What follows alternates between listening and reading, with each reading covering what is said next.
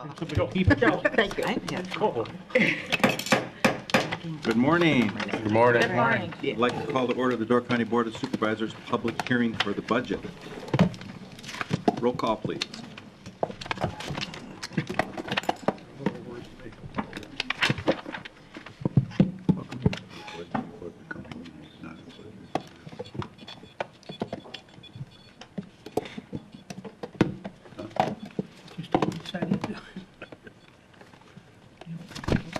Okay, hit it again. We have 20 present, 1 absent. Motion to adopt the agenda. So moved. Second. All in favor? Aye. The purpose of this hearing is to allow the public an opportunity to present suggestions and comments on the Door County Budget 2019 as proposed by the Administrator and Finance Director and approved by the Finance Committee and submitted for action later today by the Board of Supervisors per Statute 65.90 Wisconsin statutes. The following procedures will be in use. Everybody has a copy of them. I will now open the public hearing on the budget. Do we have anybody who wishes to speak on the budget as part of the public hearing?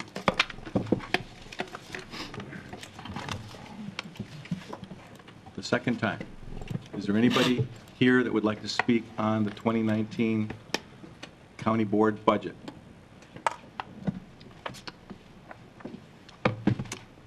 For the third and last time, is there anyone here who would like to speak on the budget?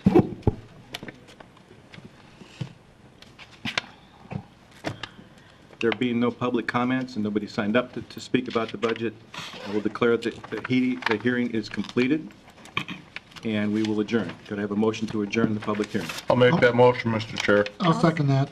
All in favor? Aye. We're now adjourned from the public hearing.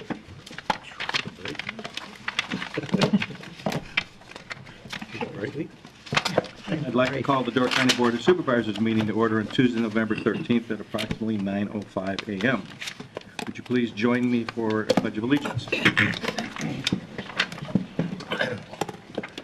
I pledge allegiance to the flag of the United States of America and to the republic for which it stands, one nation, under God, indivisible, with liberty and justice for all. Now we will need a second roll call in a moment. It's going to be the same as last one.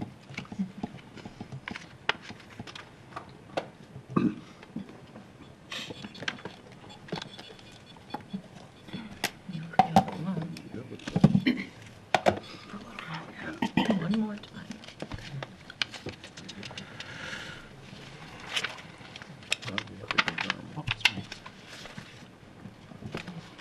20 yes, 1 absent. Presentation of the agenda. Make a motion to adopt. Motion to adopt. All in favor? Aye. Aye. Correspondence and public comment. We do have some people that would like to speak on the public comment. And don't really need to be called by name, so if who's ever would like to speak first. There will, by the way, there will be no supervisor response on this, but go ahead. Please come up to the mic. Seth Wiederanders, 609 North 12th Avenue. Also serve on City Council for District 6. I'd like to speak in favor of placing a cannabis referendum on the April ballot for the county. We're surrounded by states with medical and recreational laws, also Canada. I think the benefits outweigh the costs here. That's just my opinion. And I think our constituents would like to weigh in on the matter. We'd like the opportunity to express our support for new policy regarding cannabis, marijuana, and I think a referendum is the way to do that. Remember, it would be non-binding. It's just a way to take the temperature of our county. Thank you. Good morning. Morning. Yeah, my name's At.the, 5338 County Road TT. Spoke here last month, and I'll probably, as long as the legislative committee has this on their docket, I'll probably come to these meetings. Personally, I'm diagnosed with prostate cancer, and when I look at the medical research on using cannabinoids for the treatment of prostate, and the two largest ones are breast cancer and prostate cancer.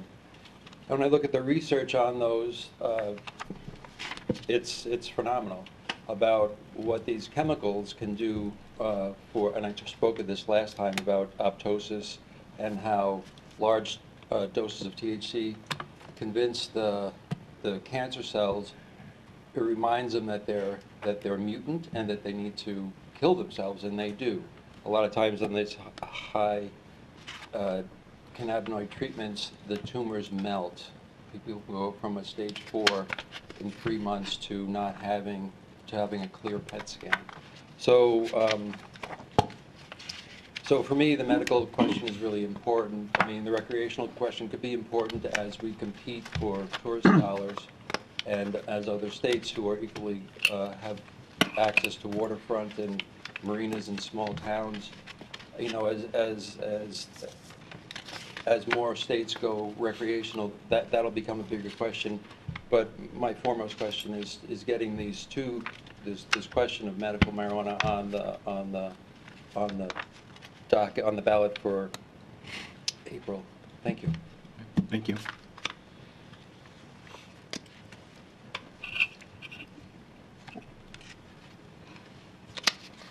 Anybody else?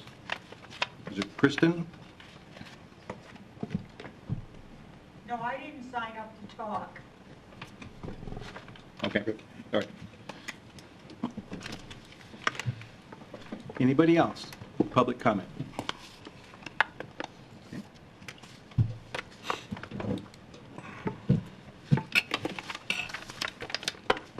All right, so we need a motion to adjourn as the county board and then reconvene in our annual budget session.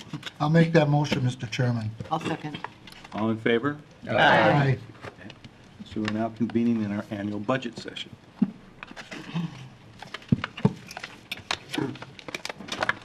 Gets confusing, I know. Okay, good morning. What I'd like to do, obviously, we've seen the budget quite a bit as it goes through all the committees, but I'd like to just to take the time to walk through what I think are some of the critical highlights for the budget.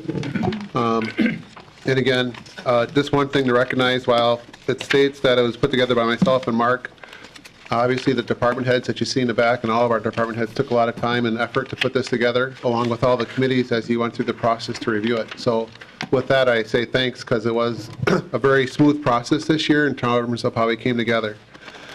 But again, let me just walk through some of the basics, and really what I'm going to go through is the budget booklet itself, and just maybe highlight some of the areas that I think are worthwhile at least understanding and bringing to your attention. The first one would just be on page 3 of the budget book, and I'll give you a second to get there as we're kind of going through. But I think the important thing to understand is how the levy limits work and when we put together our budget. And I just want to walk through that part because I think it shows kind of our trend and what we're trying to deal with. So again, if you look at the middle of the page, you can actually see it kind of takes you through step by step of how we put together what we can actually tax in terms of the county. So again, our 2018, you can see our tax levy capacity. That's at $24,237,822. And then obviously what the levy limits we're allowed to add on are percent net new construction. So if you look at that, we had a 0.916% in terms of our percent net new construction. So that was $222,018. So that in essence gives you what your 2019 tax levy limit would be. But again, now we can add things that are considered outside of the levy limit. And primarily, right, you'll see the next 2 lines, that's our debt. So we have 2 forms of debt right now. One is from our refinancing of our debt, that it goes all the way back to our Justice Center, but it's labeled as our 2015 debt refinancing. And then you'll also see now that we're starting to pay our initial debt on the new community center /ES center. So that's items that is added on to our, I guess, our levy limit. Along with that, we have our bridge aid. And this year, there was a memo we got from the state saying that we had to back out a certain amount of our personal property. So you'll see that adjustment, which was required by the state, and that's $84,185. And then again, right now, our emergency services is also outside, I guess, our tax levy limit. So in essence, it comes up with a total of $29,869,105 of what we could levy as a county. If you go down then about 2 lines, you'll actually see, I guess, in the second line of what we're actually proposing to levy as a county. And again, you will notice that we are not at that maximum. So again, we have a little bit of, it's about $98,000 that we are under of what we actually could spend as a county. Any questions on how we put that together?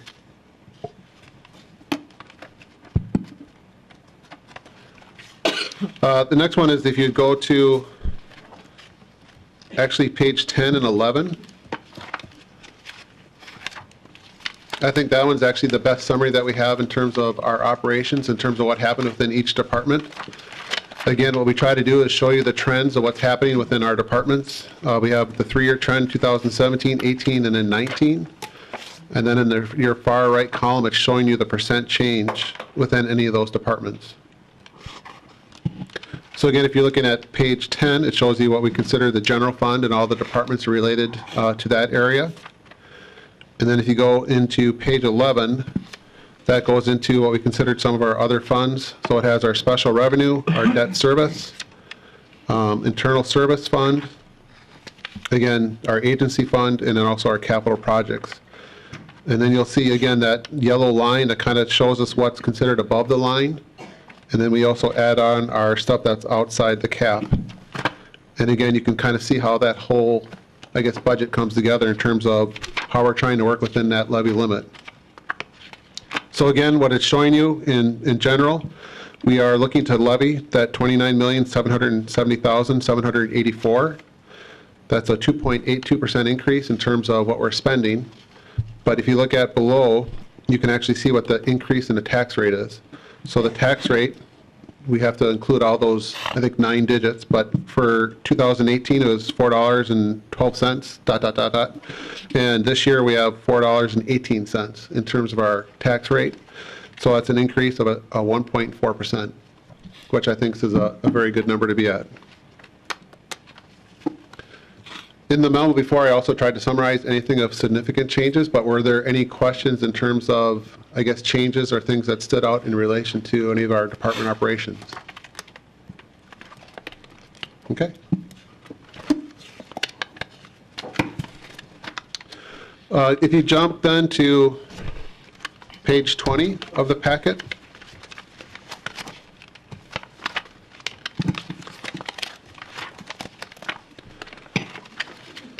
I'm just going to go over several charts, and I think the charts are just, again, in my mind, they're nice to show some of the trends that we're facing within the county.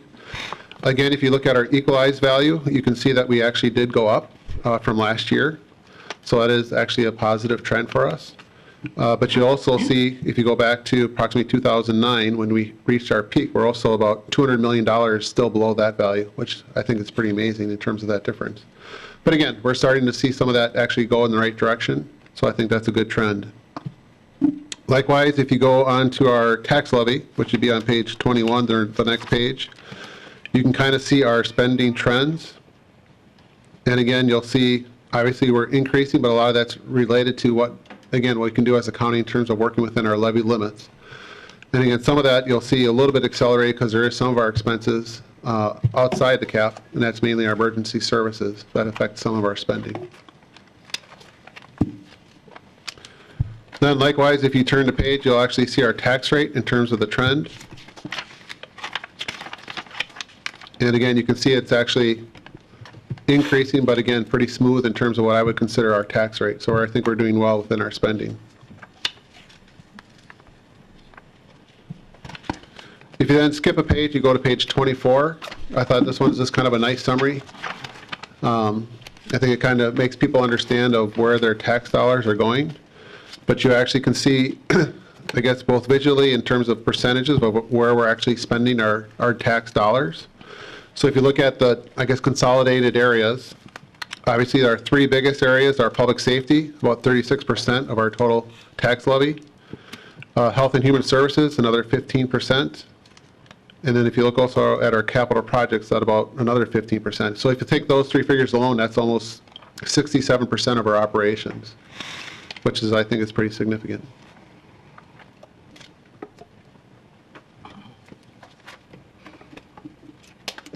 Any questions so far? You guys are easy on me today. The brownies have done it. John? I'd like to back up just a moment if I may. Uh-oh, I opened the door. Go ahead. Let's go back to page 10. In the middle of page 10, there's a whole bunch of empty lines. Emergency management and communications, $763,151. Where did that come from? Where was that? How did that develop? Where did we have it last year? Okay, so emergency management and communications. So that is when we actually reorganized our departments, and we had our sheriff with communications, and we had emergency services had our emergency management. What we did is we reorganized, and we actually took out our communications out of the sheriff's department, and we also took emergency management out of emergency services, and we created a new department, and that's called emergency management and communications. So that comes up because it's a new department we actually did it last year, but it's the first year that it's I guess, adjusted within our accounting system, and that shows you the full expenses for that change. I knew that might come up as a question. We actually did the analysis. When we went through the process of looking at doing this, we had, I guess, in essence, presented that we thought it would be a break even in terms of making those changes in terms of our operations. There was some concern about moving some of the numbers that were below the line, obviously emergency management above the line. So we did see that shift, but overall, I would say that we were pretty accurate in saying that it was pretty much a break-even adjustment in terms of our operations. So this year, we did the exact numbers. There's actually quite a bit of savings, but those savings is more towards our capital purchases and everything related to that. But in terms of making that change operationally, it was pretty much a net wash in terms of our reorganization. But again, now what you'll see in the future, what you'll see in the future now when we do the budget next year, we'll have that one-year trend, and we'll do that. And you'll see that in several areas. For example, you'll see planning. Again, we made that change back in 2017, and that's why you'll see that as a Blake line, and all their land use services. And you'll also, excuse me, you'll see the same thing for facilities and parks, how we changed that as well in terms of the trend. So. Can you kind of just explain if it's public health and human services merging together, but just the 14.67 decrease in public health for the tax levy? That's primarily going to be from staffing changes and new staff coming in. So again, that's a smaller department, smaller cost center, and when we bring, I think we have 4 new staff within the department, and they're all, I guess, reset when they come in at the bottom of our wage scale. Thank you.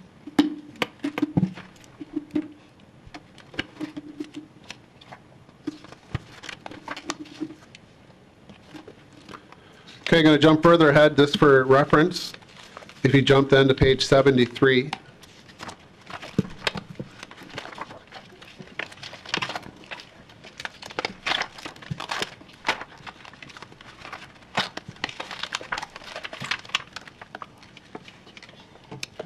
So on page 73, I just wanted to point that out. Obviously that you already adopted this, but I just wanted to point out again what was actually built into the budget. This is actually, if you look at page 73, 74, and 75, it gives you a summary of what's in the budget in terms of our CIP, or our larger capital projects over $50,000. And again, I just wanted to point those out so that you have that as a reference in terms of what we're looking at doing for 2018. I don't think I'll go through each and every single one, but I just wanted to make sure you had a chance to recognize that those were actually put into the budget as you adopted the CIP plan.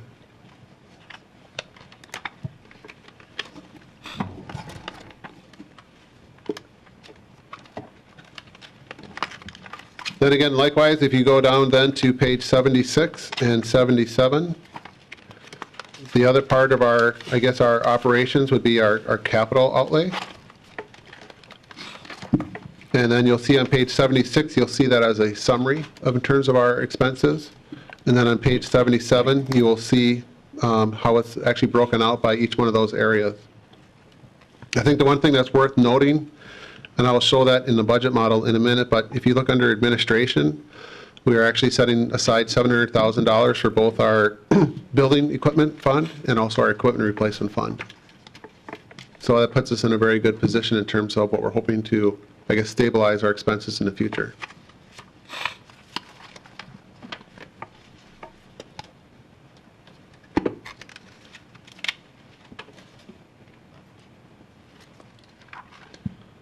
Okay, moving on, I think one thing that would be nice to point out is page 81.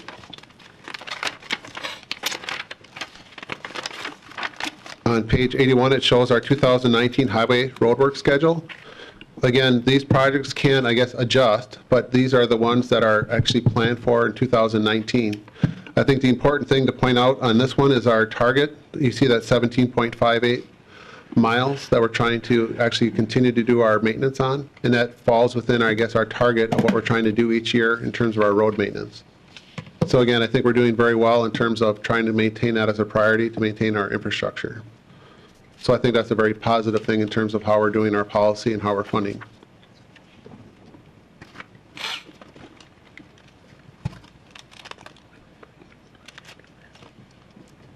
Next one, if you go to then page 87.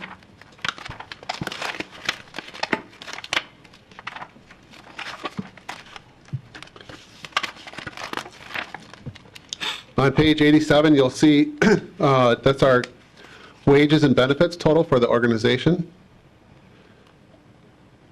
So if you see that, you'll see our total wages and benefits in 18 was about 30.6 million.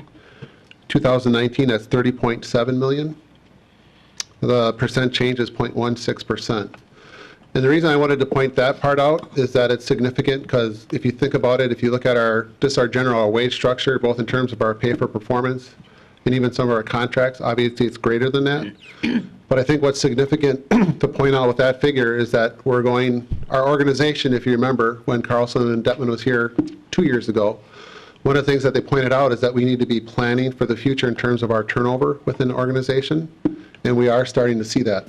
So we're starting to see part of our organization turnover, and we'll continue to see that. So in one way, you can say, well, that's a benefit because it doesn't have as much of an impact in terms of our salary and wages and benefits, but that also means we're losing a lot of institutional knowledge within the organization. So, and if you look at it, at our organization in terms of stuff that Kelly and I review each year, I guess if you look at our average, we're still above average in terms of, I guess you could say, the median age within the organization. So, but that's one of the things I think that's facing us in the future in terms of some of our challenges, not only with the job market the way it is, but also too with the amount of turnover we're going to be facing in the future.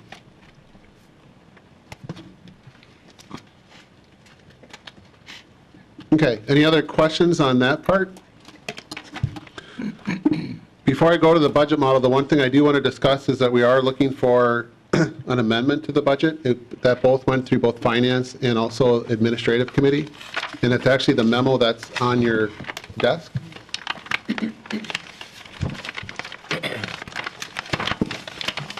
We can go into detail, but in essence, I'll give you the short version. When we had put together the budget for the psychiatrist position, we had estimated a salary of about $200,000 with benefits. This is based off the changes within the market, and also now we're working with the recruiter, and we also work with Carlson Detman to actually do analysis on the salary. We have found that our estimate was low.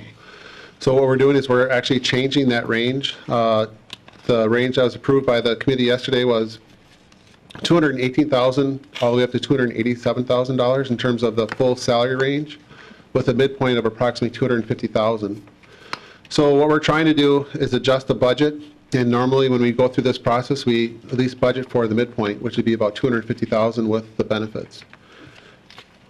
That change has a fiscal impact in terms of about $56,106, which you'll see in Mark's memo. So that has to be an additional expense for next year. Likewise, we also were informed by the state of one of Joe's programs that has, I guess, a one-time reimbursement based on our operations, and that's approximately, knock on wood, about the same amount. It ends up being like $59,000. So to keep it, I guess, in essence, simple for adopting the budget, what we're requesting is that we both increase both the revenues and the expenses by the $56,106. And that would actually change, if you look at the resolution on the next page, that would actually change our total expense and our total revenue, but it does not impact either our tax levy or our tax rate. Again, because we're increasing both by the exact same amount. So when we get to that point, we'd like to have that adopted with that recommended change. And if you have questions on it, I can do that. I guess that's the last thing I'd like to do is just take 5 minutes to go over the budget model to kind of show where we are. So I just got to switch.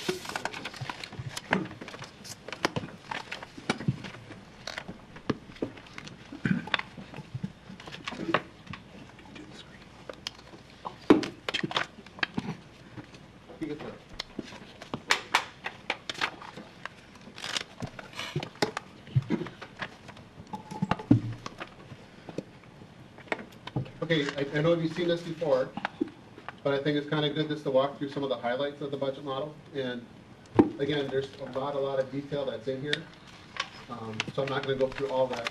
But the biggest thing is that between Mark and I, and also Steve, I think we have a very accurate budget model that kind of helps us plan for the future. And I just wanted to point out several things that obviously have an impact on how we move forward.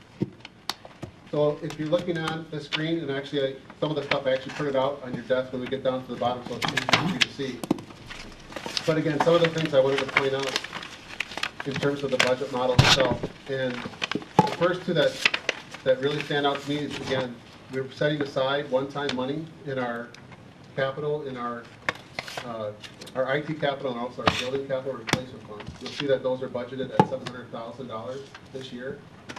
And then we're dropping those back down to $100,000 then carrying forward. The thought process would be that now that we have the funds, I guess, allocated with enough dollars, we're hoping that by just stabilizing it at $100,000, we'll be able to use either that $100,000 or tap into that fund to maintain both of those, I guess, projects or our assets that way. But again, it gives us an opportunity to, I guess, grow into our budget next year, which we'll get to. Another item just to point out, obviously I mentioned it before, is our capital projects. If you remember, I'm looking at our three major cost centers. The capital projects is one of our major, I guess, cost centers. You'll see that in this year, it's about $6.8 million. There is offsetting revenue, so we're actually probably close to that 4.6 in terms of what I consider tax levy capital projects. Again, our goal moving forward is that we need to really stay pretty tight in terms of what we're doing in terms of capital projects. So when we look at what we're trying to do, we need to make sure that we do, I guess, a good job in terms of our capital planning. And we'll have to adjust our projects to make sure that we can kind of stay within that range going year to year going forward.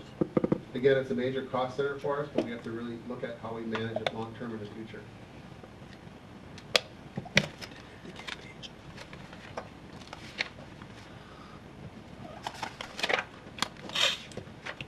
Other area I just wanted to point out is this, our debt.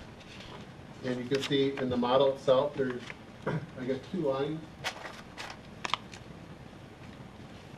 So we have our debt, what we call our 2015 refinancing. And you can see that we're actually almost done in terms of paying that off. We have both 19 and 20 debt, and then that debt actually comes off the books. And then what you also see, though, is then in that following year, we actually, when we did the bonds, we intentionally built that up that our payments would go up. So that way we could start paying off the community center faster. The one thing that we did that I just wanted to point out, which I think is a very good positive, and this is, I guess, also reflective on Mark's work, is that you'll see that we're trying to, in essence, also give capacity in the future. Not that we want to take on debt, but we're actually positioning ourselves where we could, if we had to, consider taking on debt. Again, just by managing our payments. So again, it's just one of those things where you don't try to, I guess, plan for debt or do things, but you also want to put yourself in a position where you have options, and that's what we're trying to do. So I think that's a very good position that we're in terms of accounting.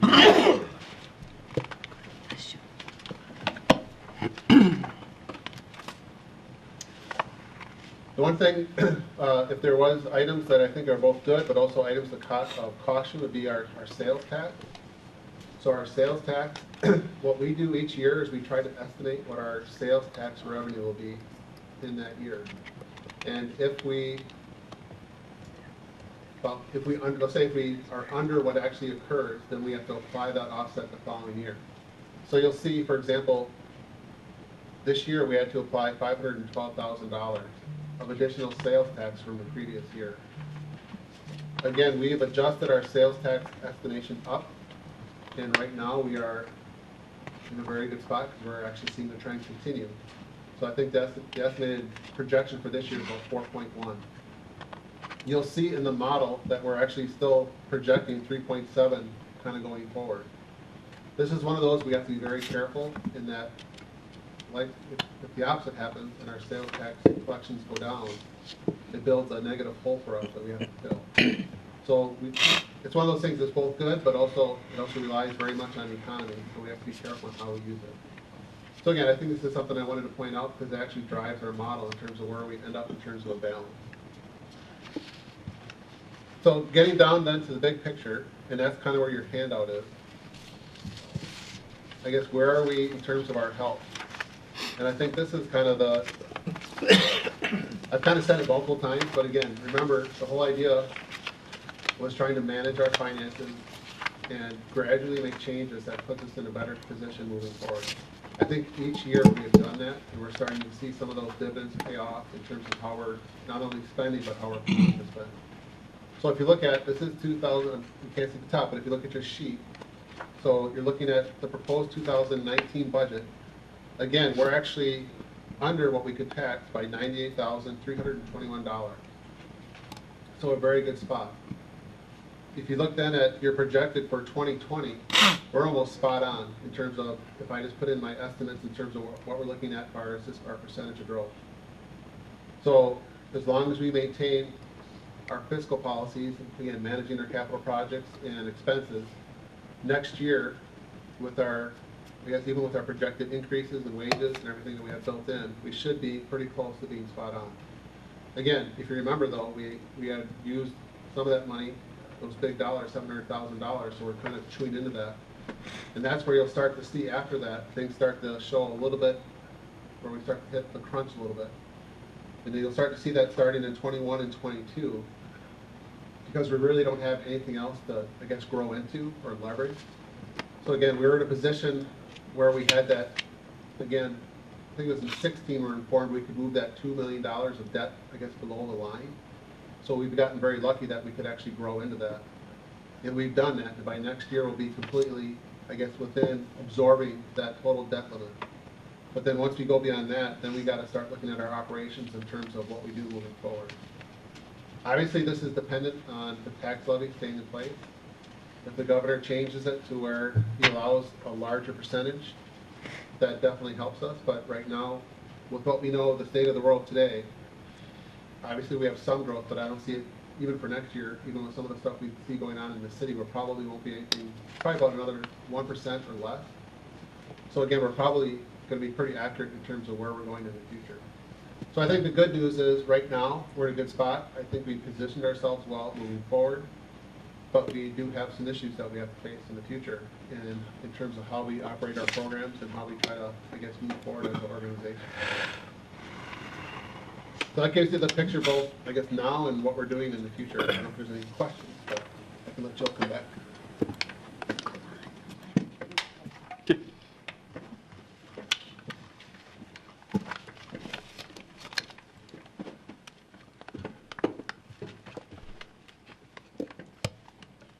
Any questions? Linda? Not a question, just a compliment to our finance department and our administrator. I appreciate detail. I'm into numbers when it comes to budgeting, so I really appreciate the work that you put into it and the detailed information that's provided. Thank you. Thank you.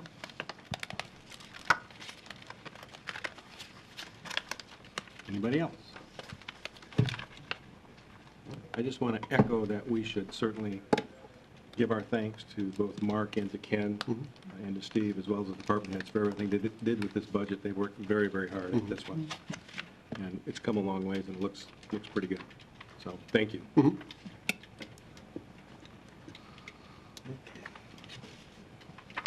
So now we're going to adjourn from our annual budget session, and we're going to reconvene as the Board of Supervisors.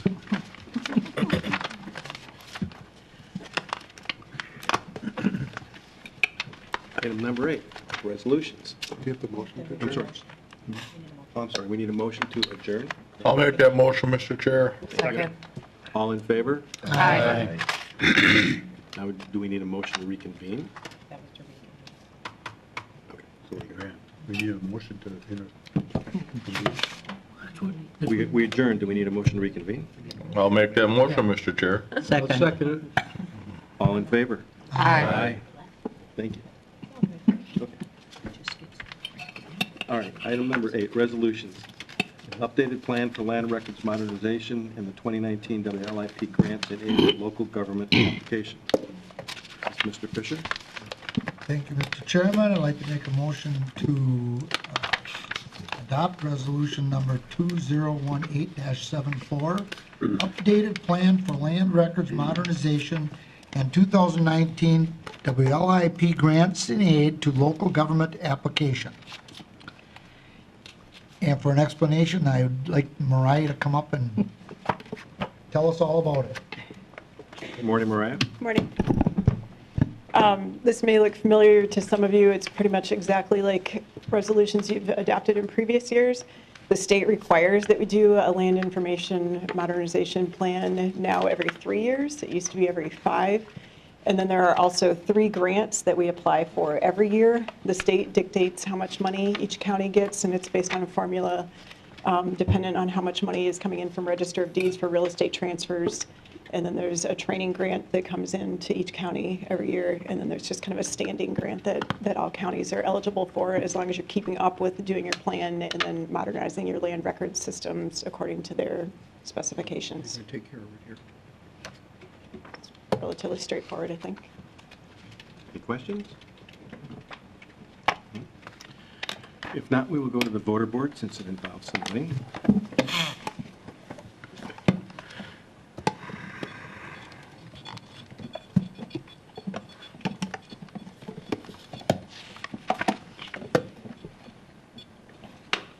It's passed 20 yes and absent. Resolution 2018-75, non-commercial hangar site lease agreements. Jim Keenan, Gerald Schramm, and Fred Meyer. John? I would like to make a motion for approval of resolution 2018-75. I'll second that.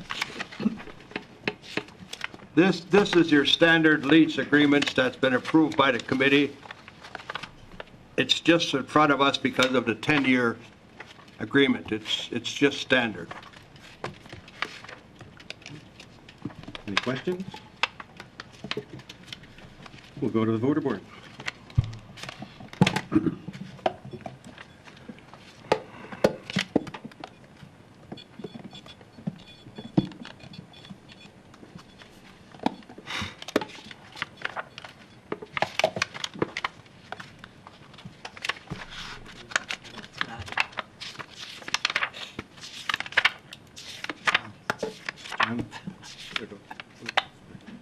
And it's passed on a vote of 20 yes. Thank you. Resolution 2018-76, the health insurance premium holiday. Kathy? I'm sorry. Biz? I was just going to make the motion to approve the insurance premium holiday. Okay.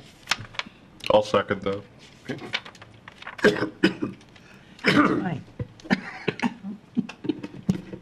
you want to talk about it? Sure, I can give an explanation. I know we have plenty of backup, 2 in the back.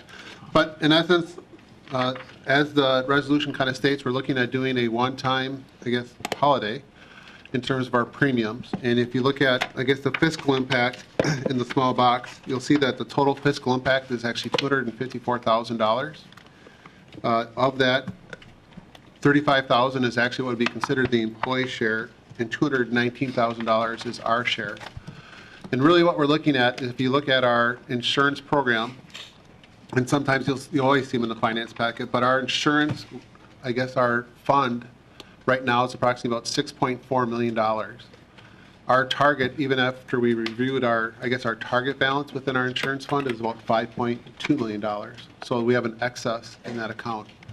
In working with our provider, they had recommended that we could, I guess, adjust that down a little bit. There really is no value of having it that much over our reserve. And again, this would be a one-time adjustment in which it would occur this year. But again, I think that the benefits are twofold. One is that we're not adding additional dollars into our insurance reserve fund. Once those dollars move from, I guess, our our cash accounts into that, it becomes locked within our insurance reserves. So really what we're doing is we're going to take that $219,000, we'll leave it within our budgets, and it'll ultimately just roll back into our undesignated fund reserve. So it's actually, in essence, it's freeing up money for us to use in a different way rather than continuing to build our reserve fund. Obviously, the other impact that we're trying to do is that if we ever do need to make changes to our insurance premiums, I guess one of the first things you think is, well, why not use that big reserve? And I guess that's not our goal, is to have a big reserve. We want to make sure that if we need to make adjustments, we do that so it's actual true cost versus using a reserve that kind of builds that artificial hole, again, that we have to eventually replace. So again, it's just a matter of how we're trying to use the funds in terms of moving forward. And again, with the fiscal impact, it brings it down about $250,000. It's still then a very strong reserve for us. I know we're implementing what's called that Goal 365 this year, so there might be some costs related to that. But even with all of those changes, we're very comfortable in terms of where we are fiscally on the budget. And that's why it's before you here today. And also, I think the timing is, it's kind of nice. Obviously, if we do this in December, it is a nice little, I guess, morale picker-upper before the holidays. So I don't know if you want any questions or details. I could try to go further. Questions? Ken? Thank you, Mr. Chairman. So we have a reserve in our insurance fund, and we are going to use that fund to make the payment for the employees that they would normally contribute. Well, there's two parts of it. There's the employee contribution, which we would not take off of their check. Mm-hmm. And there's also the portion that we would also not pay. So that's that $35,000 and that $219,000. Okay. All right. That's fine. I understand the thought process of it, but I remember at least one time years ago where we were short because we had so many claims, and we had to take, I think it was 1.5 million out of our undesignated fund to boost that insurance up. I would hate to come back here in 2, 3, 4 years and be in that same position where, wow, we shouldn't have done this and saved this money because we need it now. Now it's coming out of our undesignated fund again. All right. Now, I know many supervisors out here don't understand, don't remember that. They've been here long enough. But that was a testy situation. And actually, that's actually a great, excellent question, because we actually did discuss that, both that risk, and we tried to explain some of that at finance. And that's true, and that's one of the things we're trying to watch. But with our insurance, the way it's structured, we have, I guess, multiple protections built in. So right now, we have a policy that no single employee can go over $75,000 as our stop-loss insurance. And then as an aggregate, we also have an insurance policy overall for our aggregate. So with both of those policies built in, knock on wood, we shouldn't have any occurrence where we have that issue. And again, that's where working with a consultant and also our insurance policies and with Mark in terms of our analysis, again, we feel very comfortable with what's being recommended. But you're 100% right in terms of in the past, there were issues when, especially when we went to that we did have negative cash flows in our insurance, and that trend has changed. And again, if we would have a bad year or a bad experience, that's where each year then we start to look at our premiums to make that adjustment, and that always reflects in our premiums. So I know Mark wanted to add something too. Mark?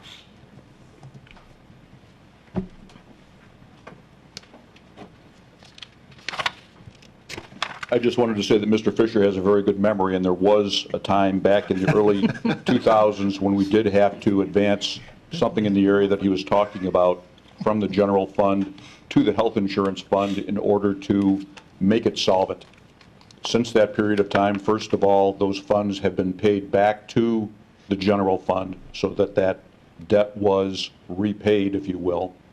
Secondly, I remember that also. since that point in time, there has been a lot of work that's done every year to make sure that the premiums that are charged or that are calculated for the coming year are in fact accurate to cover the projected current expenses. So the work that's done in order to come up with that premium is such that it covers our costs and then some. We also have set aside that reserve fund, which at the time that we had to advance those monies was essentially zero.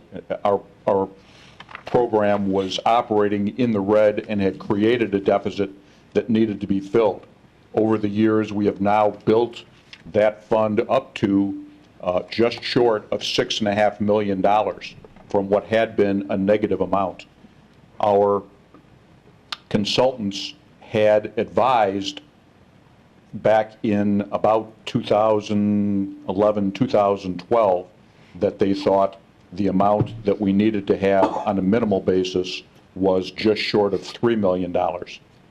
And we asked them earlier this year to take another look at that, given what has happened with the cost of healthcare just in general.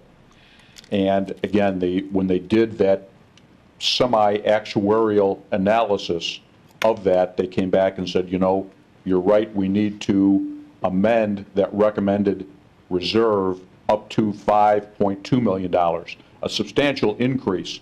But again, at this point in time, we are $1.25 million over and above that amount. So even if we do this health insurance premium holiday, we'll still be $1 million over the suggested reserve that they told us we needed to have. So it would seem as though we have a pretty good degree of safety in covering what we expect. And again, if you look at the past several years, we have been building up that reserve, operating, if you will, in the black, not operating in the red. So it would seem as though the degree of risk that we're taking by doing this is pretty minimal.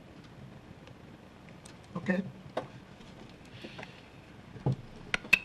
Anybody else? Linda?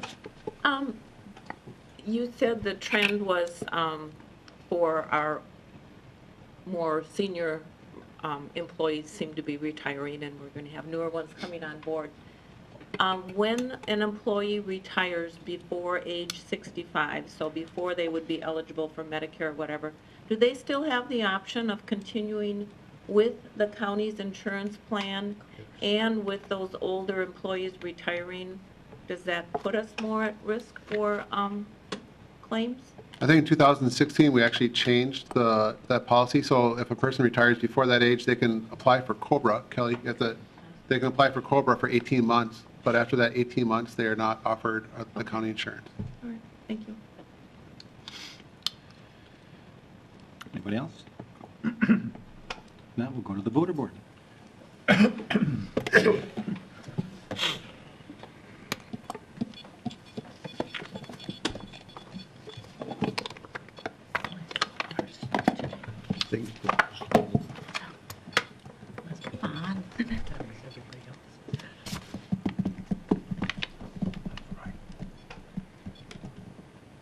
That has passed on a vote of 20 yes.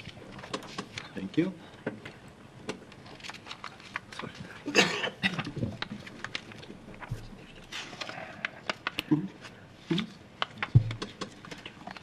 2018-77, the 2019 budget and tax levy. You want to speak to this, Kathy? Yes. To begin with, I'd like to make a motion to make the following changes to the proposed 2019 budget for Door County. And there's 6 items, but it'll all be one motion. To increase budgeted expenditures for the Door County Department of Human Services by $56,106 from $9,054,493 to $9,110,599. To increase the budgeted revenues for the Door County Department of Human Services by $56,106 from $6,938 to $6,057,044. To leave the budgeted tax levy for the Door County Department of Human Services unchanged at $3,053,555. And this would increase the total budgeted expenditures for Door County by $56,106 from $76,788,512 to $76,844,618.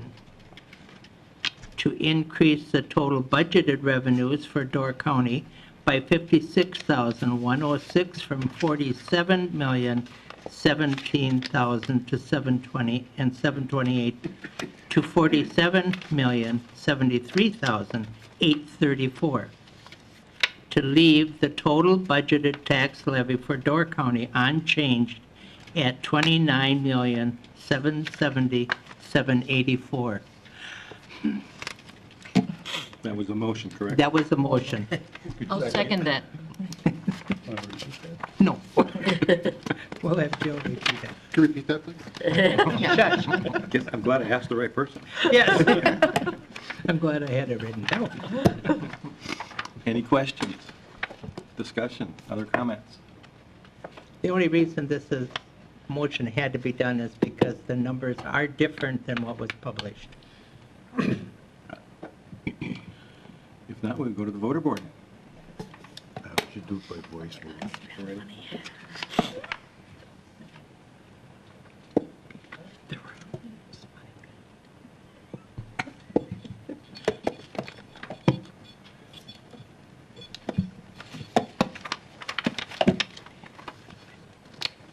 And it's passed, 20 yes, 1 absent. Thank you. Yeah. That finishes a lot of work. Yeah. And we get to start spending over. There we go. Resolution Now we gotta adopt the 2018-78. resolution. Can I just have some money? Yeah, now I can eat my We girl. gotta adopt the resolution, though. Oh, I'm sorry. Yeah. Made the amendment. That was the Yeah, that amendment. was just, yeah. So now we need a motion to adopt the budget as amended. Right. As is in your, Make that motion. You, Ori? I'll second. Game over there. Just that I just want to stress that on the resolution, that total expense is changed to $76,844,618, less the revenue of $47,073,834, and then the rest is the same. And that was as reflected in what we got passed out With, today. right, with the amendment. Okay. Any questions on the amended motion for the budget? Susan? Lest anybody in the public think that this has gone real fast and how can we spend this amount of money this fast, it's important for them to realize that this process started in February and went through hours and hours and hours of department work and committee work and so on. So every piece of this has been looked at lots of times. Definitely. We will go to the voter board.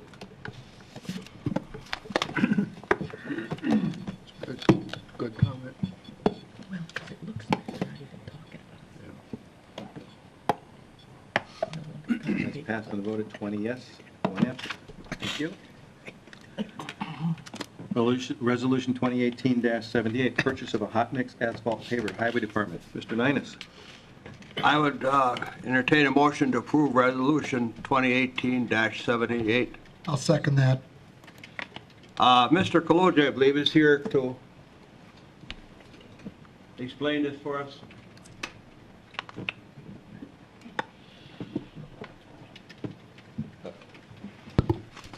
Requesting approval today, and this is a recommendation, unanimous recommendation from the Highway Committee to replace our current asphalt paver.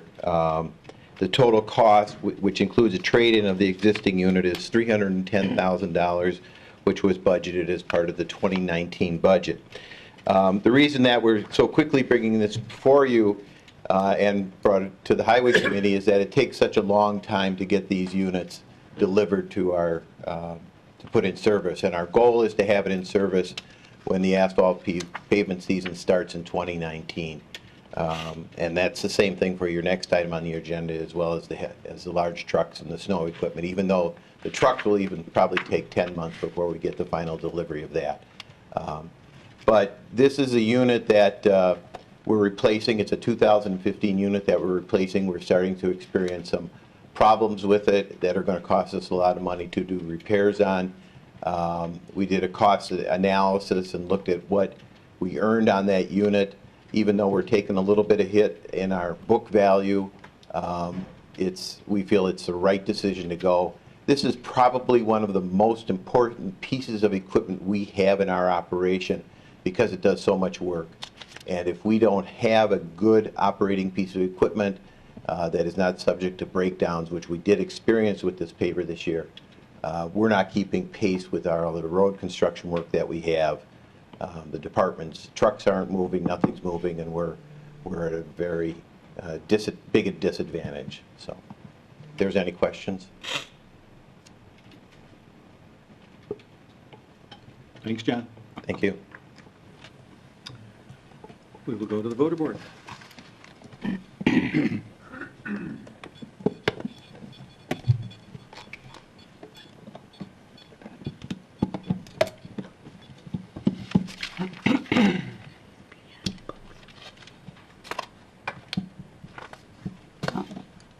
Yes.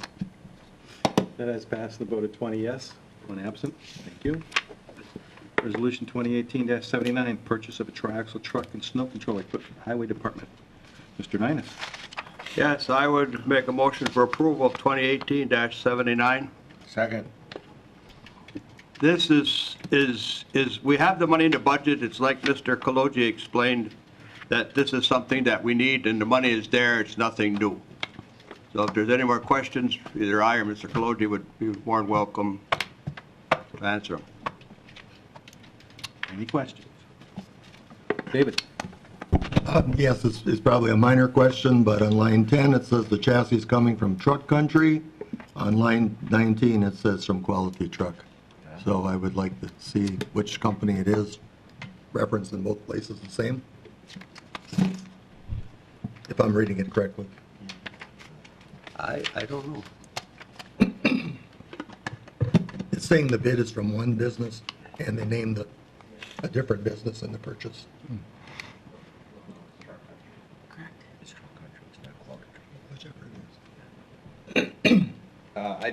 Apparently, yeah, there's an error there. The truck chassis is from Truck Country.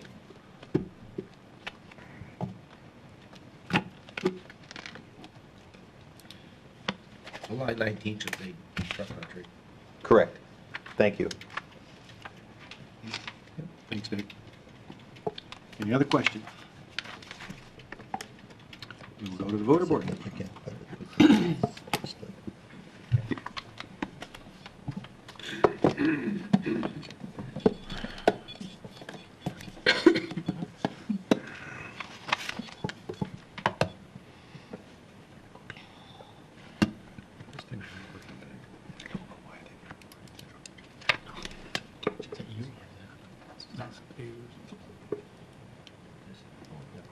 Dave?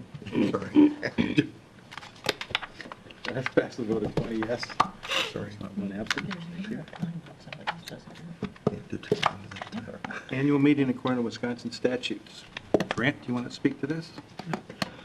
Yeah, very briefly, above and beyond today being the budget hearing and meeting, it's also the statutory annual meeting. By virtue of the statutes, we have an opportunity to take a look at, among other things, the rules of order and duties of committees. And they are there for your review and any suggestions as to proposed changes. Today, certainly not the only time, by virtue of our rules of order, we can amend these at any regularly scheduled county board meeting by a majority vote of a quorum. But just to put them in front of you again, to have you take a look at them and let us know whether or not you think any changes are necessary. So I would assume that if you have any changes that you'd like to discuss or think about, that you'll do that in the future and bring them to committee and through admin, and we'll work it out and bring it back. Okay? No ordinances, new business, cannabis, marijuana, non-binding referendum. Nancy. Thank you, Ken. The Legislative Committee has looked at a non-binding referendum for the cannabis. We don't feel that 5 of us should make that decision. It should be up to the whole county county board to do that. And we're looking at maybe either not doing it for medical only, and recreational. I'm not going to give my opinion. So, okay, so again, if you look at the memo that was included, really what we're looking for is just really the guidance to move forward. So obviously we could, again, as mentioned, not do the non-binding referendum, or should you choose, the committee actually did do a lot of research based off other states, other counties. Actually, Karen did a really nice job of collecting other resolutions. And we went through all those, and the committee actually came up, if we would do, I guess, a non-binding referendum, we actually have that actually defined in terms of what those 2 questions would be on the referendum itself, just based off our research. So I think we have the questions, I guess, ironed out, should you choose to move forward with that, or you could decide not to move forward with that, but at least we did that much work in terms of the research and what we thought would be the best way to pose the questions. Ken. Thank you, Mr. Chairman. Question 1, should cannabis or marijuana be legalized for medical use?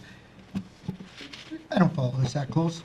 Isn't medical marijuana legal in Wisconsin already? No. What is it? CBD oil is, and CBD oil is derived from marijuana, does not make anyone euphoric or anything like that.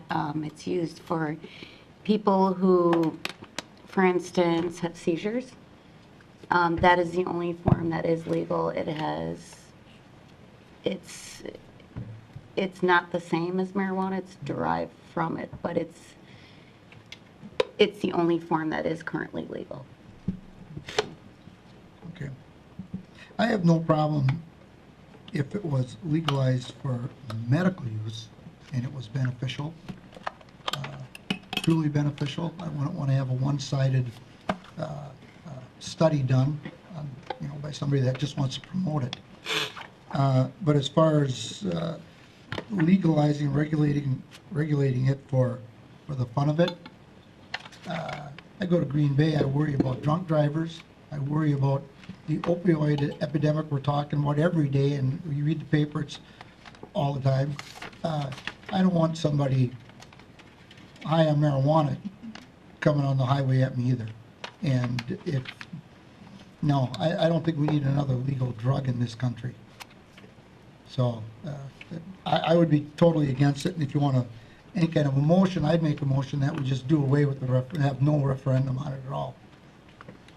Second that motion. Pardon? I'll second that motion. You second that motion, okay? Discussion on the motion. Megan. I'd like to remind and point out that our personal opinions on what should and should not be legalized are not what are in question here. It's whether or not we're going to be giving the people of Door County the chance to weigh in with their thoughts on this matter. Well, I'm not going to say whether I'm for it or against it, but I really question whether we as a county board should enter into a referendum that we have no control over when we hear the results. If we have a referendum on this, next month are we going to have one on gun control or abortion or capital punishment? We really don't have any chance to change the law or not change the law. If the referendum is needed, it's needed at the level of the government that can make the change. Susan?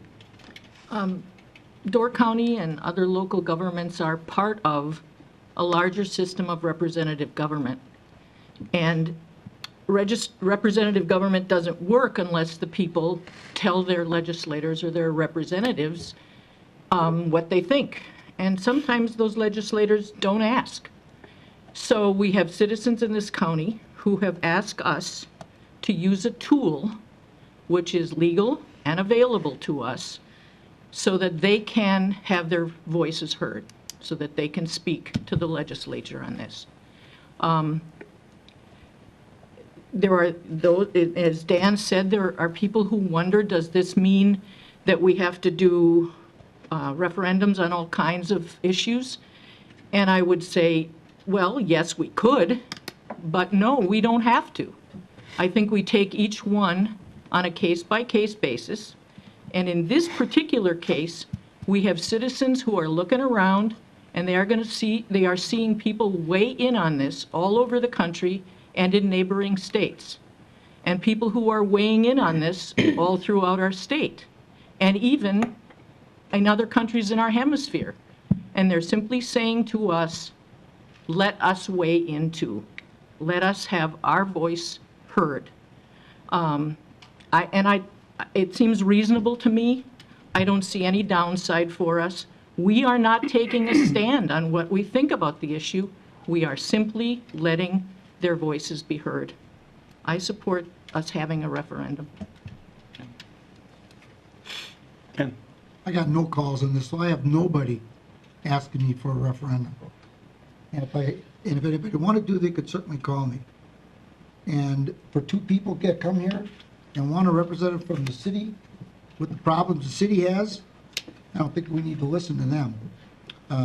No, two people, otherwise if you're gonna do it for two people, you'll do it every month for two people that come before us. You can't pick and choose. It's not the right thing to do. If the state wants to put it on and people contact the state, put it on there, but not here. I also hear that there are municipalities where it has been legalized, where those municipalities are looking into recriminalizing it because of the problems they have with it. So now don't open up a can of worms if you can avoid it. Bob? I think it's pretty clear that nationwide legalization is coming. You can stand at the beach and put your head in the sand, or you could wax up your surfboard. The country of Canada has legalized it across the board. The state of Michigan has legalized it across the board. If you paid attention to the 16 referenda that were across the state of Wisconsin last Tuesday, it was a mixed bag, some asking for medical, some asking for recreational. It was across the board major victory for legalization. There are economic opportunities at stake here, and the longer that Wisconsin drags its feet, that's money going elsewhere, whether it's for the medicinal, cultivation for medicinal purposes or recreational. This is an opportunity for us to give the people of Door County a voice to be heard at the state legislature. We are the local branch of the state government, and this is our duty to bring forward for the people to have their voice heard to the state. When that election day comes in April, you can go to the voting booth and vote however you want on the topic. Thank you. Biz? Thank you, Mr. Chairman. As most of you know, I'm a retired law enforcement officer, and I've been away from it now for 20 years. Grant can correct me if I'm wrong, but I think 346-63-1A is the Wisconsin state statute that says it's against the law to drive under the influence of alcohol or a dangerous drug. Those words are in the statute. I think the states and the municipalities that are approving this are putting more pressure on the police, because when they stop a person that's driving under the influence, they not only have the breath test, but they would often now have the blood test to determine what's actually in the bloodstream. If there's more than alcohol and there's a dangerous drug, they could be found guilty under the law. I don't have a real big problem with the number 1 for the medical use, but I do have a problem with just making it admissible for everybody to do it. I think it puts all of the public in more danger out on the road if you're driving under a dangerous drug, and as much as that or alcohol. But I just can't see, and if it's a referendum and they approve it, well, so be it. And I guess then the drivers are out there on the road, and everybody has to defensive drive all the time anyway. But I think it's just going to put more pressure on that particular statute, that it's illegal to drive under the influence of alcohol or a dangerous drug. Ellen? Thank you. I guess what I have to say is based not so much on my personal feelings, but as a county board supervisor and as a chairman of the Human Services Committee. I have talked to a lot of people. I've initiated some conversations, and some people have come up to me. I've been surprised at the number of people that are in favor of both, and some of the people have surprised me. But I think that as a county board supervisor, I really need to look at, as Biz said, the effects that it has on our departments. I, of course, think primarily of the Human Services Department. You know, when you look at drug use, et cetera, and alcohol being a drug, both alcohol and cannabis have an addiction rate of about 10%. And we all know, living in Northeast Wisconsin, what alcohol does to our families, the workplace, you know, a lot of the problems that it has. Cannabis has that same effect. Hits the body a little bit different set of chemicals. But there is an addiction aspect to it. This really puts a lot of stress on human services, child welfare, protective services, treatment, law enforcement, and I think that we need to be cognizant of that effect that it does have. We need to be able to talk to people because we need, you know, if this does pass, in some ways I kind of think there's some inevitability here. But as a county board supervisor, I need to kind of protect the county in a sense. I need to have people understand how this is going to affect departments in the county. I need to have an intelligent conversation. So that got me thinking about if there's 10% of the population that becomes addicted to cannabis and 10% that becomes addicted to alcohol, much larger percentages with opioids and things like meth addiction, which are often a category all of their own. There's 90% of the population that's responsible. They drink responsibly, they don't drink and drive, if they're currently using, and there's quite a few people out there I have found that are, if they're currently or plan to use, they're going to be responsible about it. But everybody that I talk to seems to be coming from their own little world. They want to use because, etc. They're not thinking of the larger picture and how it might affect their neighbor or their neighbor's family. And I really think we need to have some community conversations about, you know, what exactly happens? How does this impact law enforcement? How does this impact our schools? Nobody's mentioned their schools. How does this impact Child Protective Services? We have staff people that are already overstressed. You add another stressor onto that. We just had this whole budget hearing. We know how tight things are. We can't just add more people. And there's a lot of myths out there. People have thrown things at me like, it's going to be, the streets are going to be paved with gold, which from what I've researched isn't true. We really need to have some conversations. Now, there are organizations, some of which have county money and county granting money attached to them, like the Mental Health Focus Group, the Alcohol and Drug Coalition, the Partnership for Children and Families. They all put on educational events. It would be really nice if we would have some community conversations, some experts that could come in from maybe other states that have had this experience, panels of people that include our professional staff that are willing to talk about how this does affect the county, because if what Bob says is true, and I'm not waxing up a surfboard anytime soon, but we need to be able to think and talk intelligently about what's out there. There's a lot of statistics on both sides. But if we don't get together and talk about this and something does pass, we're not in a good position to take a look at our own ordinances. How does this affect our environment? What does it do to our water quality? There's a lot that goes into this kind of a change. How is this going to change how this county looks? And I think we need to have that conversation. So how do you have that conversation if there's not a impetus to have the conversation? I think, well, when I go to some of these educational events, it's the same 30 to 40 people that show up. I think we need more people, both county board supervisors, perhaps even county employees, as well as, Joe and Judy Citizen, who show up because they want to learn.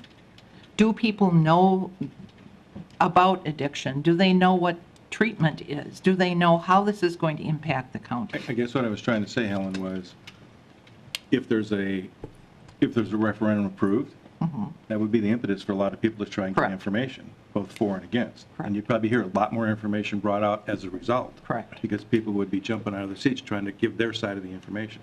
Correct. And if you don't do the referendum, that probably won't happen. You'll have the same 30 or 40 people. Correct. And nothing else will happen. Correct. I'm I not for or against, I'm just Yes. making a statement that that's usually how it works.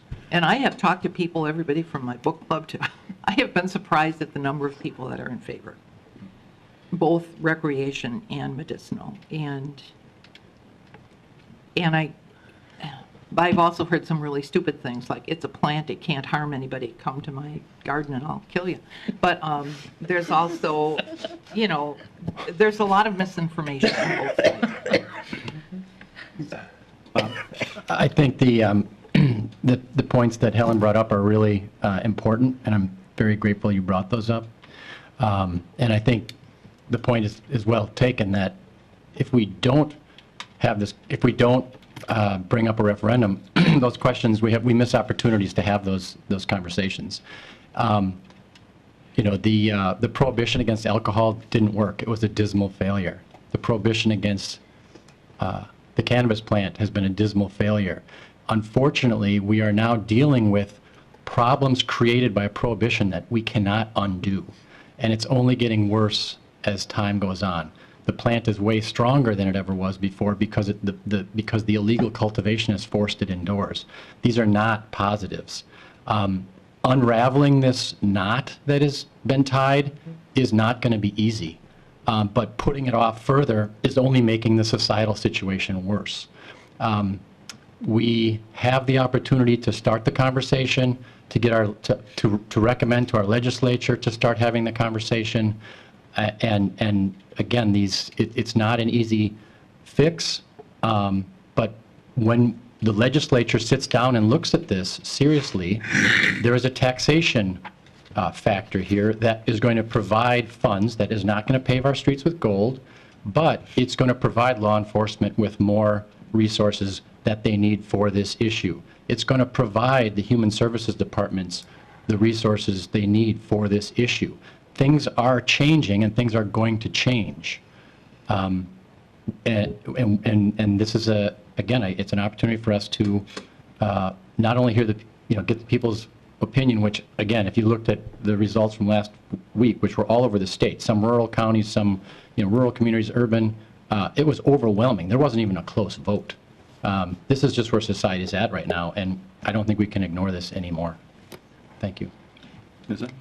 I'm surprised that there's people on the county board who haven't had anyone call them or talk to them, because I've gotten either a phone call or someone coming up to me basically weekly for months. Some pro, some con, a little bit in the between that they don't have enough info. The reoccurring theme, though, from each person that I've talked to is that they want to have a vote. They want to have their voice heard. And these are people in my district, out of my district. One nice thing about, bartending at Birmingham's is everyone knows how to find me, because at some point everyone goes in there.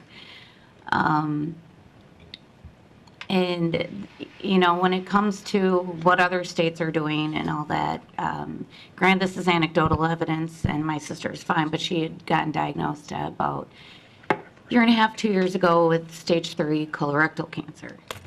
And their cannabis, medical-wise, was legal.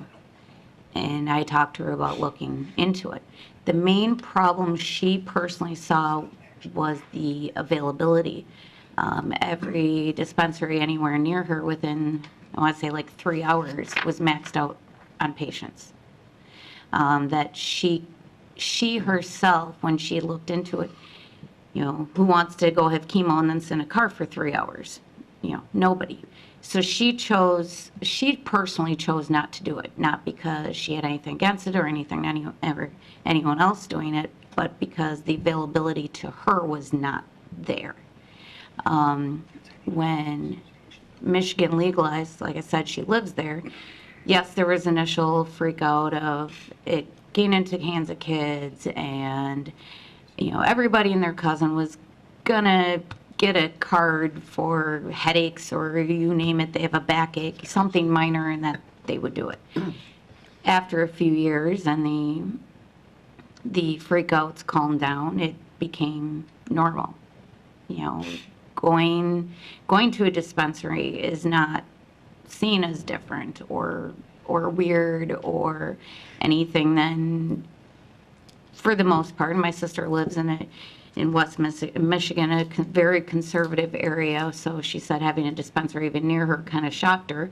But she said nobody looks at any different anymore, is for the most part going and seeing a regular doctor or going to a pharmacist and getting prescribed whatever for your issues.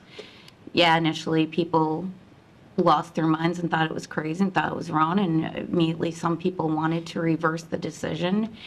But after a few years, people stopped thinking it was a big deal. That was it. Linda?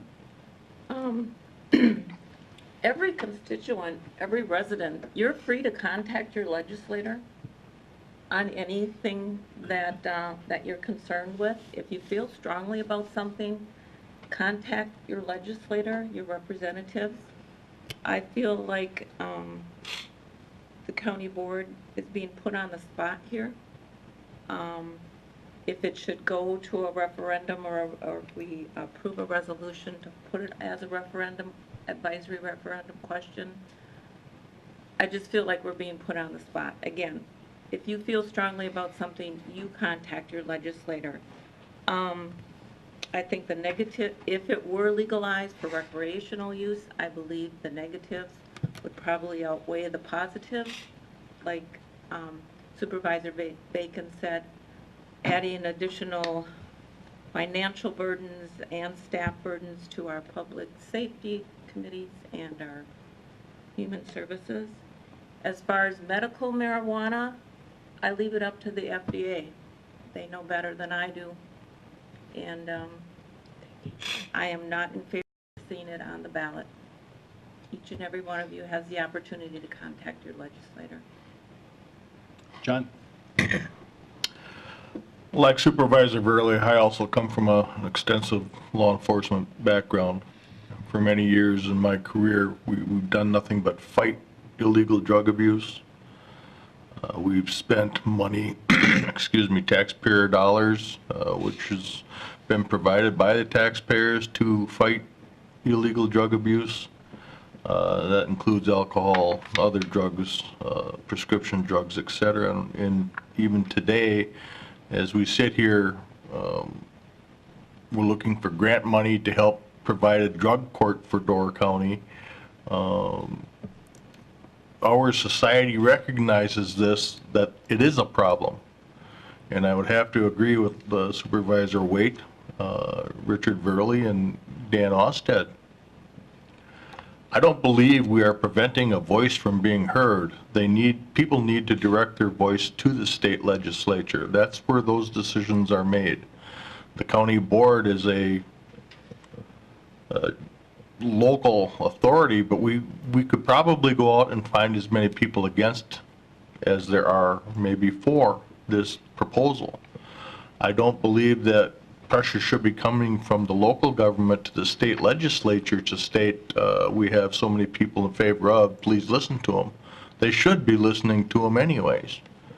I believe that if you use the county board to do that, somehow we're agreeing to providing this legislation in the positive format when there are negative, positions out there as well that we would not be representing at the same token by presenting this forward.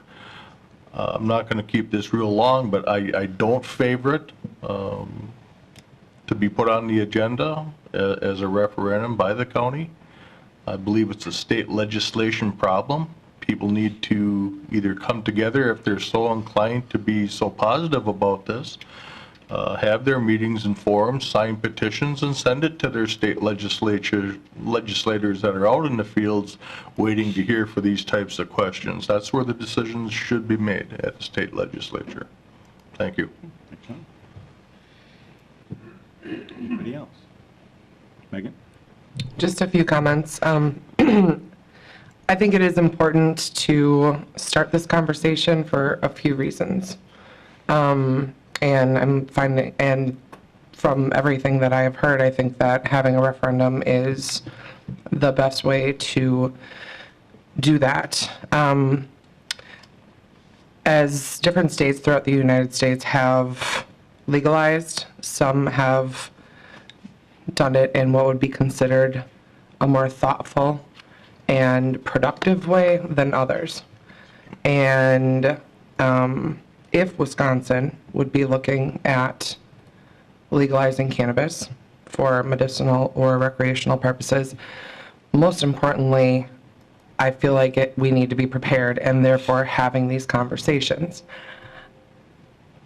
I can admit that I know very, very little of what there is to know about cannabis, its medicinal properties, the effects that it is going to have on human services, the effects it's going to have on our law enforcement. We know that there will be an effect. We know that there are some, because research has shown, we know that there are some positives to cannabis on a medicinal level.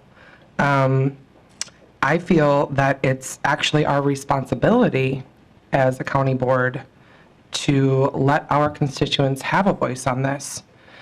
It is a non-binding advisory referendum. It really doesn't matter individually what each of our viewpoints, no matter how naive they might be, are on the issue currently. I've had I've had a lot of conversations on this in the last few months. And yes, I too am hearing more from folks that are in favor of having their voice heard. They see that other municipalities and counties in the state have made that available to their public, and they want that. For and against. And personally, I have seen how marijuana can be addictive, and I have seen how it can be very beneficial from a medicinal standpoint. So that conversation is so important. As Bob said earlier, almost took the words right out of my mouth, that I think it would be really irresponsible for us to put our head in the sand around this as a county board and also as a state. Yes, our constituents do have the ability to contact their legislators on this issue. And I feel like many of them more than likely probably have. However, from a county standpoint, we also have a responsibility to be able to provide the opportunity for them to weigh in on this, whether they're for or against. Anyone at the voter booth in April would have the ability to check no to both. Same as anyone would have the ability to check no, yes, yes, no, whatever they would see fit. Yes, yes. It's about giving our constituents that opportunity. And we have the ability to do that. And also in that, start having these conversations, start learning more about what may or may not be coming down the pike for Wisconsin. Anybody else? Just have a general question, if someone who's researched this on the committee knows, how have other states gone about the process? Have they gone through county referendum, non-binding, to gather, thoughts one way or the other? I mean, we've talked about the 16 in Wisconsin, but the states that have passed it, what model have they given their constituents to help that pass or not pass? It seems it's passed when it's been brought forward, but do we know that? I think it's been a mixed bag. I'm not 100% sure. Yeah. David? I guess just a final comment. I'd agree with, certainly with Dan as he started, that this is a state issue and is, and John alluded to it as well. Even as it said that many of us don't know the most about it. I think it's the state that needs to take the initiative to do all this research and to have forums and understand what's really happening and the benefits. And it's not for us to bring a question forward that someone not educated on the subject might just vote a gut feeling. It's more important than that. I don't recommend going to a vote, going to a referendum on it. Anybody else? Would you review the motion that was made? To not hold a referendum. So we will go to the voter board.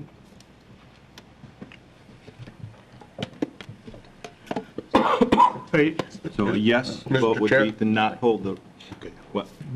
I was just going to say that, understanding that a yes vote says no referendum and a no vote says a referendum. No vote would mean you go back to discussion. Let's go back to the, So a yes vote would say no to the referendum. Referendum. Because that's what the motion. I think we should go to the voter board. We are. We are. Could you say that one more time? Dan, how about we go to the voter board? You guys got to talk louder. If you vote yes, that means we don't want to referendum. What a yes and a no vote? Locally. Helen, did you want something else? No. I just asked for, I got it from Diz. Okay.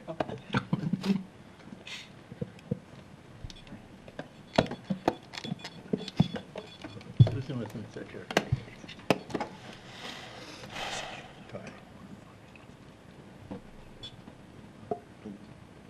Linda and John. Linda and John. Yeah, just didn't want to take. Must be a bad omen. Workers, he's on vacation? Yeah, he's on vacation. There, Colin. That has passed, 14 yes, 6 no, 1 absent.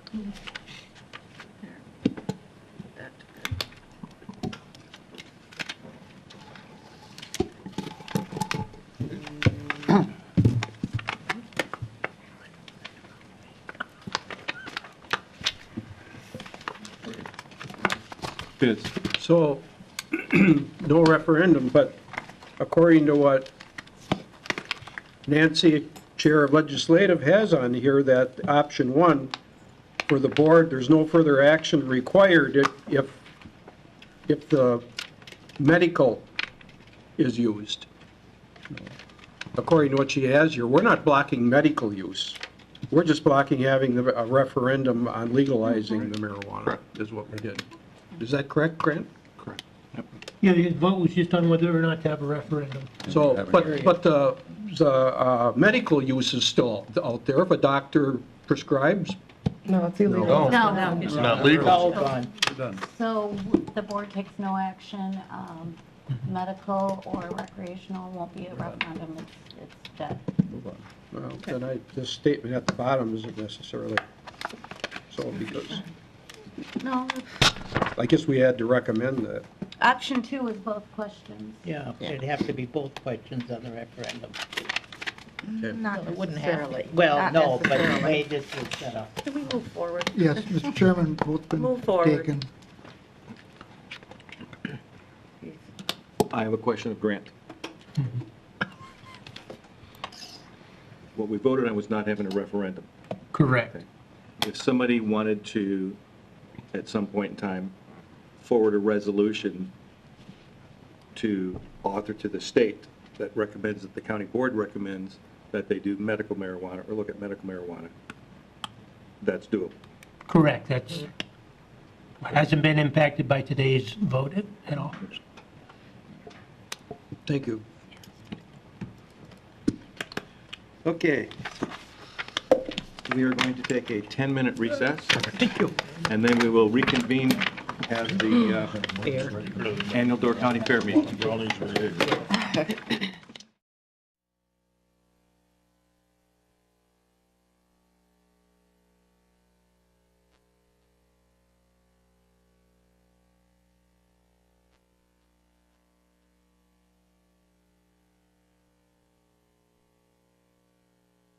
Mayor that's talking, I think your mic might be off. Nope, nobody's talking.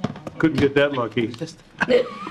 Oh, come on. Oh, are you in trouble?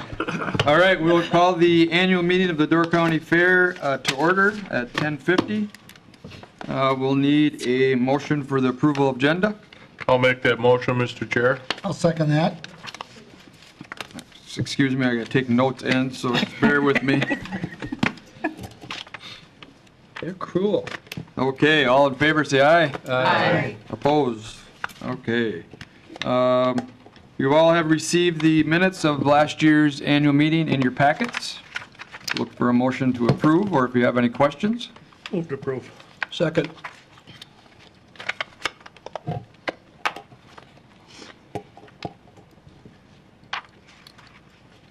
Okay, all in favor, say aye. Aye. Opposed?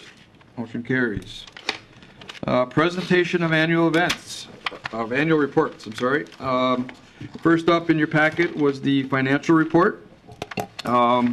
Page 1, you'll see our current statement of net assets with a net change of $25,050.14 of revenue, putting $177,081.76 in our account. Page 2, the detail of revenues and expenditures. You'll note that, comparing them to the 2017, we had a decrease of county aid of $48,400, which was part of our plan, our 5-year plan. We had increase in gate revenues of around $7,400. Increase in space and privileges of vendors coming to the fair of just over $3,600. And also an increase of entry fees of around $2,200. Overall, we had a net total revenues of negative $32,652 from last year, just as a base. Our expenditures held fairly similar. We had an uptick of, and just depending on the acts and stuff that we go, we had an increase of $24,846.79 on the expenditures, and again, for a net revenue or a net profit at the end of $25,050.14. That profit, we always say we like to break even. That profit goes into that account in our 5-year plan. Less funding from the county, more funding from us, so we're trying to build that pot up a little bit. Is there any questions on the financials part of the report? Now I'll look for a motion to approve the financial report. So moved. Second.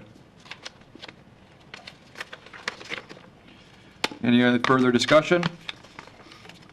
Hearing none, all in favor say aye. Aye. Opposed? Motion carries. Also in your packet was a detailed report of premium lists paid, premiums paid out for the fair by department. We had an increase of premium payout of, let's see here, it was a slight increase of, well, it was about,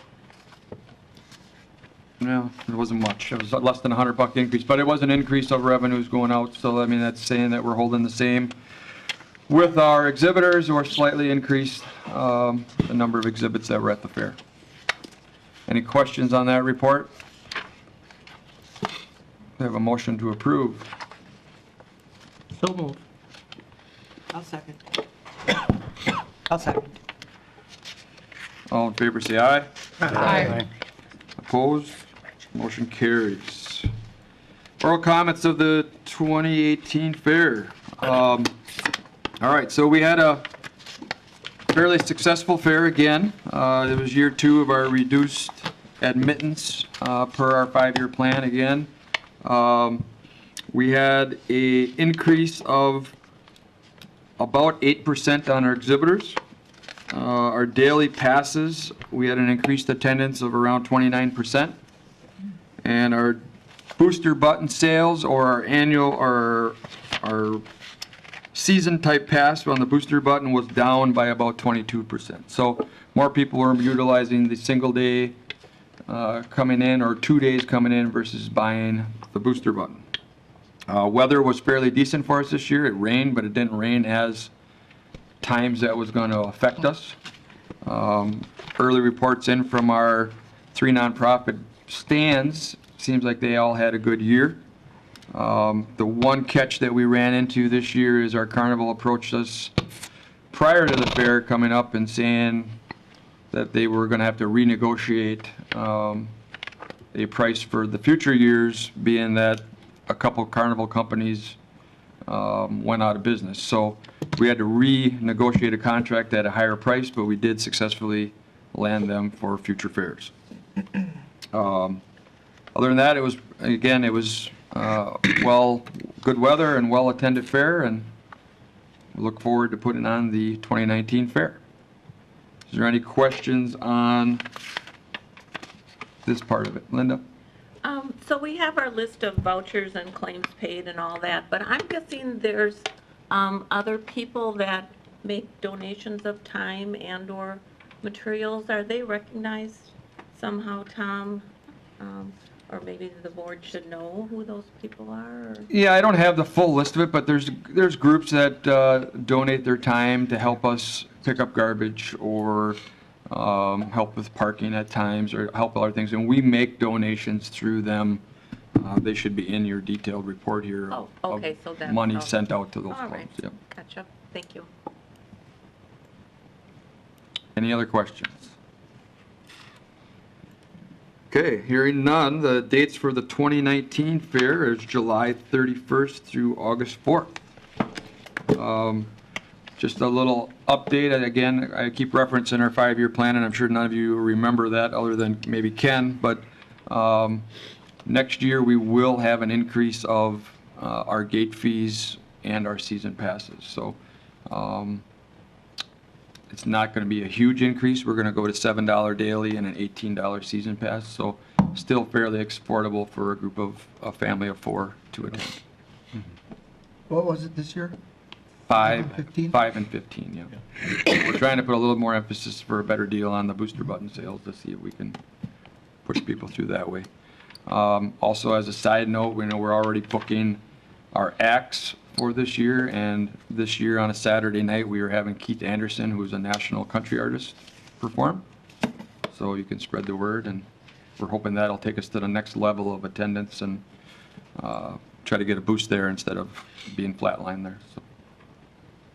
Yes. Tom, are those dates for next year, are those in competition with the state, or are we trying to get away from the state fair? Our fair always has a competition with the state. I mean, and the problem is we can't make a big swing of where our fair is due to the carnivals. I mean, the carnival is, you know, a lot of people do come to the fair to, yes, look at the animals whenever, but, you know, we did a little study a few years ago, and 60% of our fairgoers come for just the carnival. So carnival is the key here, and we have to hit their open weekends to get them to come. I know that was brought up a while ago. Yeah, we are having some discussion of the possibility, we've been approached for several years now, of opening up the fair for outside exhibitors outside of the county. A lot of other fairs do just their neighboring counties to try to bring up the exhibits and bring more attendance into their fairs. So we are having those discussions currently and looking into that as well.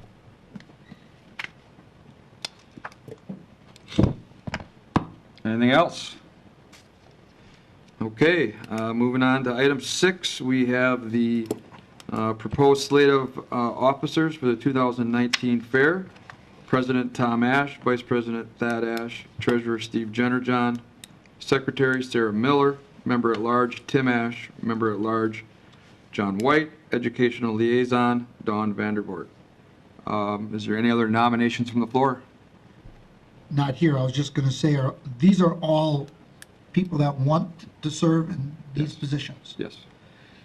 I would accept these individuals and close off any further nominations and call for a unanimous vote I'll second that. in support of these candidates, by the way. Bear with me. Okay, any other discussion? We have a motion and second. Hearing none, all in favor say aye. Aye. Opposed? Motion carries. Questions and answers. Here's your shot.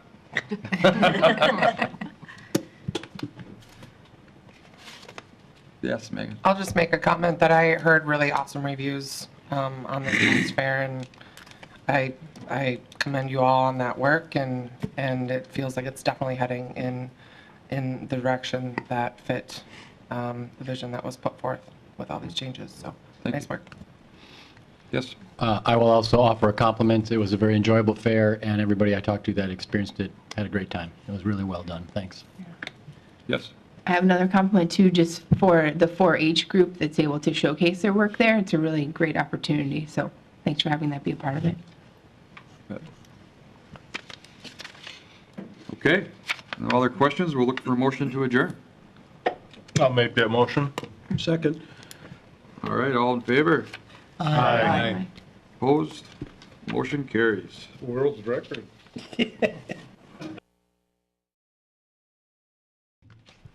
My God, looks like we're going to have an adjournment here. Okay, vouchers, claims, and bills.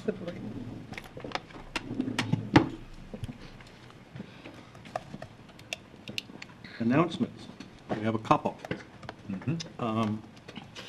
Anybody want to talk about the Christmas party? Yeah, I think. No. We're working on that. Do we want to use get a head count? Come on, Grant and I got put in No, charge. it's those boys. Oh, so Grant and Ken are in charge. Yeah. Awesome. Along with helpers, though. It'll be the best Christmas party ever. Are we going to find out about it before, like, the holidays? Or before, well, we need to find a date. Christmas in July? There's no date, so. Okay, so somebody will be in contact, right? Yeah, if we could get a head count of who might be interested, that would be great right now. In what, attending so- or doing a party? Yeah, in January, I'm So what we assuming. did, In yeah. January. So just really quick, what we did last year, we did it on January 6th, or like the first weekend in January. So would there be, I guess, interest, again, you don't have to commit, but I guess what level of interest from individuals are there to attend either the first or second weekend in January, as far as if we could arrange a holiday party? Depends Second, upon the the skier. 6th and 7th, that wouldn't work. I would first weekend. The 7th, there's an event with help that I'm putting on. If it's not that, yeah. I just want to know if there's enough interest, so we're going to put it together, we'll work on it, and we'll have to pick a date. First of the year. Huh? After the first of the year. Yeah, Yeah, after the first after the year. first year. Yeah, yeah, please, if you're interested, let's get a head count. Hawaii. You get Dave Hawaii. back there. Oh, it's a destination party. That sounds phenomenal. Well, if they can go to China, we can go to Hawaii. On my own time. I'll go to the We can do a cruise.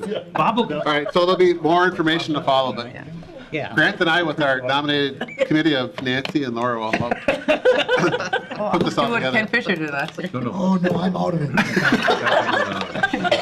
I say, Okay. I do just also, just a reminder for Thursday, if you're planning to attend, the bus will be right out in front, but we are going to leave at 8 o'clock sharp. So please make sure you're here, but we will leave here at 8 o'clock sharp in the bus. And will we be back at 12 o'clock sharp? We will try to do the best we can. I cannot guarantee it, but that is our goal. Okay. Good. Want to speak briefly about the China trip. Laura, Grant, and myself, of course, just got back from China. That's why we have our little shirts on to remind us that we were there. We were expecting that perhaps some of the things that were being shipped from China would be here for this meeting. They were not. So at a future meeting, we will go into a little bit further detail of what the trip entailed and what the results of it were. Shirts made in China? Dan? Well, if there's no further business. No. Just settle down. I'm just trying to jump Fisher on it. There were 3 individuals that had contacted myself or Ken about the WCA leadership. If you would take a moment after we adjourn to come up and speak with us. Okay. The next county board meeting tentatively would be on the 18th. 10 a.m. 10 a.m.? It would be 10 a.m. The Grinch will be leading. Your code for the day is 1113. A long one. It's a hard one to remember, too, I know. 113. The date. 113. 113. You said 1113? 1113. 1113. 1113. Yes. Oh, okay, thank you. The date. Okay, I don't think there's any other business to conduct. I'll let Dan do it. I'll make a motion to adjourn. I'll second that. All in favor? Aye. Opposed? Thank you, everyone. yeah. Go to the voting board.